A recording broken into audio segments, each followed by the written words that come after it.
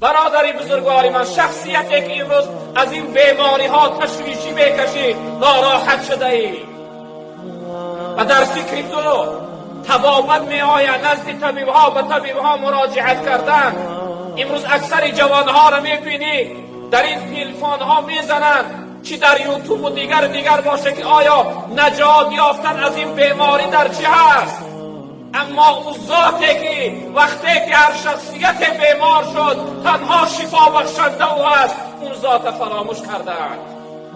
یگانه برادران بزرگواری من، شفای ما، نجات ما از این وبا، از این بلا در ید قدرت الله رب العالمین است. ما باید به او رو بیاریم.